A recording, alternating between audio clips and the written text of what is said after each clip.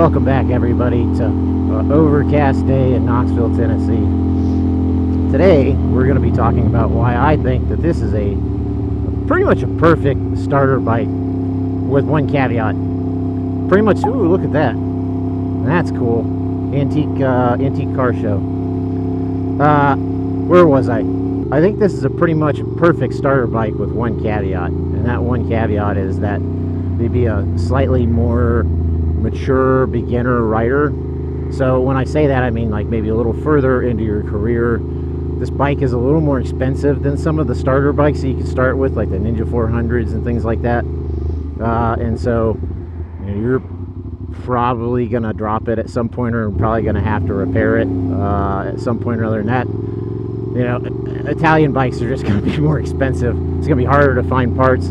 I actually haven't found it to be too terrible to find parts. I think the longest I waited for any kind of part on this bike was like, I don't know, a couple weeks, something like that. But, just know that it will be a little more challenging than like a Ninja 400, because there's, thousands and thousands of those bikes, right? Kind of full disclosure, I said, well, I'm not going to drop the bike. I'm going to be the exception. I'm not going to be that guy. Well, I'm not the exception. I've dropped this bike twice in the year that I've had it. One of them was a really stupid mistake, and the other one was a really, really stupid mistake. So no matter how much you say that you're not going to do it, I'm going to be super careful. It's not going to be me.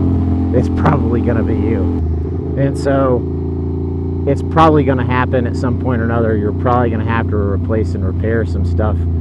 If you're a more mature rider that has some experience with cars, you've probably worked on them yourself, you could probably fix it without too many issues. So why I think that this is, I would say, the perfect bike, if you're a mature rider, kind of figure out like you cannot go 130 everywhere you go all the time. A few moments later. First of all, eventually you're going to overcook a corner and you're going to have real problems. The other thing is eventually you're going to get busted, right? So, or you're going to have somebody pull out in front of you. You kind of have to be smart about it. The other thing is, like I said, if you get busted, some jobs require you to have a driver's license. If you get enough points on your driver's license, you're going to get your driver's license yanked. Either way, motorcycle insurance is expensive, especially as a new rider. And so, if you have 10 tickets on your driver's license, that's going to cost you. So some of the things about this bike that I think are great for a new, more experienced rider. So this bike has about 50 foot-pounds of torque and about 100 horsepower, if I recall.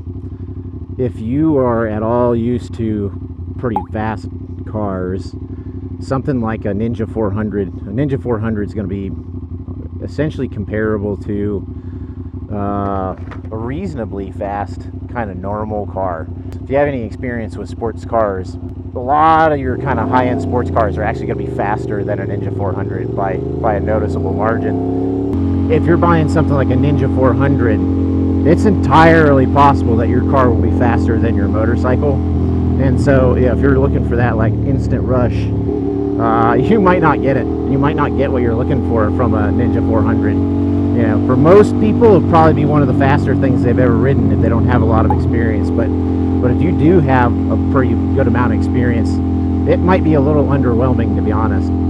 I'm actually even looking at upgrading this bike here pretty soon. And so, even this bike, which everybody says is too fast for a beginner, is, at least in my opinion, it's not as fast as my kind of fun car. And so I really, I came to bikes as looking for that acceleration, and this thing's fun, don't get me wrong, but it's still not going to provide you that compared to what I'm used to. So the other thing is, and we're going to probably try to test this out here in a minute, I used to live in New Mexico, and the road from Santa Fe to Albuquerque, the speed limit is 75 miles an hour. Most people did honestly closer to like 80 or 90. And so You know, if you're on a Ninja 400 or something like that, that has 25 foot-pounds of torque, that's, I mean, comparatively to a 600 or a leader bike, that's not a lot of torque. When you start to get into, you know, the 75, 80, 90 mile an hour region, it just doesn't have a whole lot left, right? So if you're trying to get away from traffic, like say that people are getting, you know, road ragey or stupid or whatever, you know what I mean, and you just want to get out of there, you can a little bit, but I mean, honestly, a lot of cars are faster than those bikes, to be honest. And a lot of your average kind of sports cars and stuff like that are considerably faster than a Ninja 400, at least from my experience, which is very limited with the 3 and 400 class bikes. I've really just never ridden them. I've been told, and like I said, I have ridden an R3 before, or excuse me, an MT-03 before, but people say that these bikes are a lot twitchier and, like, you know, the handling is just more aggressive and, you know, whatever than some of those bikes. And that's probably true. Like I said, I don't really have anything to compare it to. But is it too much for a beginner to handle? I don't think so. I mean, it's never been too difficult for me to handle, to be honest. You know, I've had no issues with it, and so can you do it? Yeah, absolutely. Oh, doggy. Well, there's two of them in there.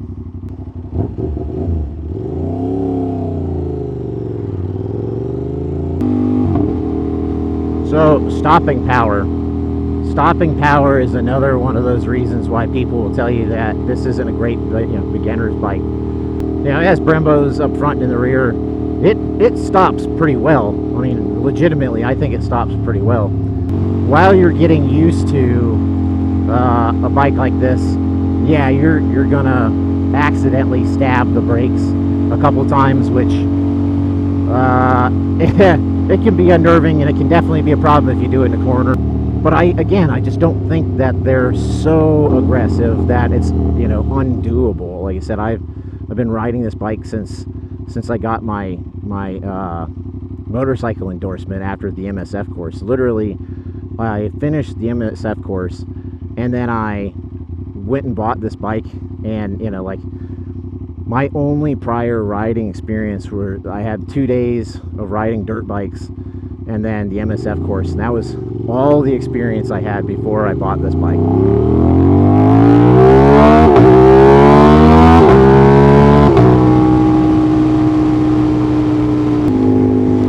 So yeah, it is definitely doable.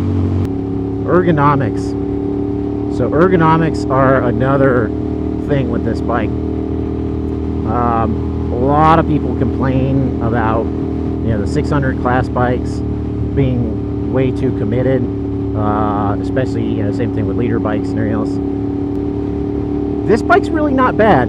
This bike, I have ridden this bike for, you know, a couple hours at a time without any real discomfort. The most discomfort I've ever really had on this bike was when I was pushing the bike hard, and that's just because you're leaning on and off the bike and hanging off the edges and everything else, and you're really kind of exhausting some of your muscles.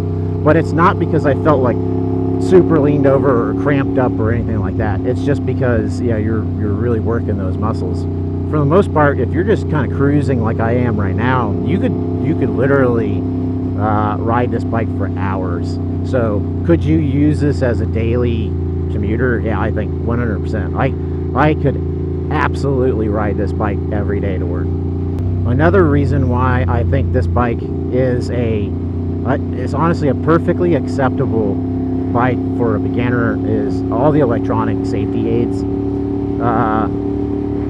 This bike has a ton of electronic safety aids, especially for a bike in its class, and they're really, as you know, from my experience, they're very competent.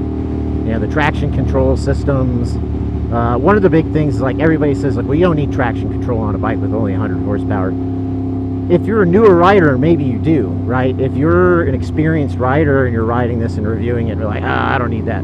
If you're a newer rider, maybe you do. Maybe I was going down this back road the other day, and there was a dirt or a gravel driveway, and the driveway was kind of washed out. And so I went through some of the gravel, and I saw it coming, and I was like, I need to straighten the bike up and not hit this at a big lean angle, not be going hard through a corner. And so that's what I did. And even still, the back end of the bike fishtailed a little bit, and the traction control light came on.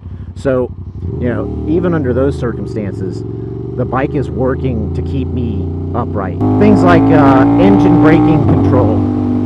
Engine braking control is awesome. One of the things that I've found that I struggle with as a new rider is smooth control inputs. And so one of the issues that I discovered is that when I'm like leaned into a corner like this, right, and you let off the gas, if you let off the gas too abruptly, it wants to kind of throw you over the front of the bike. That engine braking control allows you to dial that down, and you can kind of get used to it, and then as you get a little smoother, you can dial it, you know, up or down as you like, you know what I mean? The ABS I've had no issues with, and one of the ways I've seen new riders crash bikes is one of two things. I've seen them either, you know, just grab a fistful of front brakes and either wash out the front end and low side it, or I've seen them just grab too much brakes in a straight line and just get thrown over the handlebars. The whole bike just, you know, goes over the front wheel, and like, that's a real bad day, because if that happens, there's a good chance the bike comes back down on top of you, and that's how people get really hurt. And so, you know, the front ABS has been fantastic. You can more or less stab the brakes in a straight line as hard as you can, and it's not gonna, you know, stop either bike. I wouldn't recommend doing that, but you know, in general, it does a great job at preventing it from lifting the rear wheel. So I want to go out on the highway and kind of show you what the passing power that this thing has on the highway compared to some of your smaller bikes. So we're in third gear right now.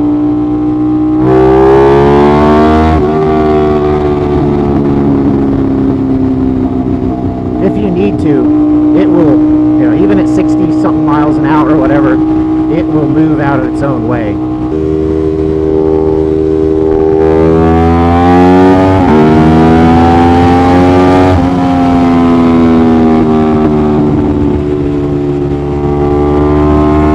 Alright, here we go.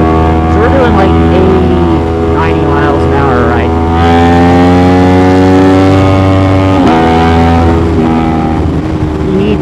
You can still accelerate at that point and get the hell out of there. And that's only fourth gear. I got 2 more years, right? I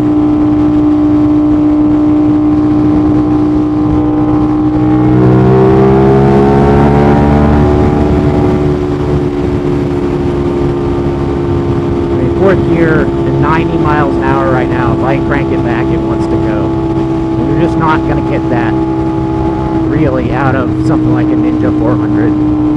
So that's another point with this bike, is suspension. So this bike has a basically fully adjustable suspension. If you're going to be doing track days, things like that, that's useful. I'm 230 pounds-ish, something like that, and so that helps. You know, I can really adjust the suspension for my weight and my riding abilities and what type of riding I plan on doing, things like that. What I think that allows you to do is kind of grow into the bike, you know, which is kind of a cliched thing to say, right? But, you know, if you want to do track riding, I think you can do that. I think you can set the bike up for that. I think that this allows you a little bit more options and a little bit of room to kind of learn, you know. I mean, you could certainly swap out the suspension of something like Ninja 400 for suspension similar to this, and it probably still costs you less money. But you know, if you just want a package that works, I think this works out fine. I'd say even I haven't actually touched the suspension at all from the factory, which I should, because I'm probably a good bit heavier than what this bike was designed for. But even then, I haven't had any real issues with it.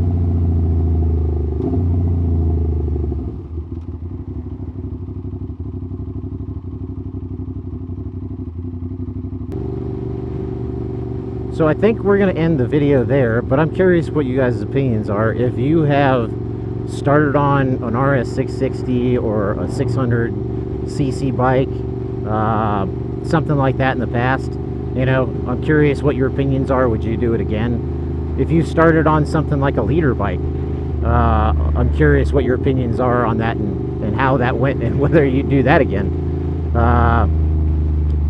Also, you know, if you went kind of the traditional route, the 400 or 300cc bike route, and you think that this is a crazy idea, you know, again, you know, you're more than welcome to say that in the comment, right? Comments. Yeah, let's get a good discussion going. All right, guys, I'm going to end the video there, but I will talk to you guys soon.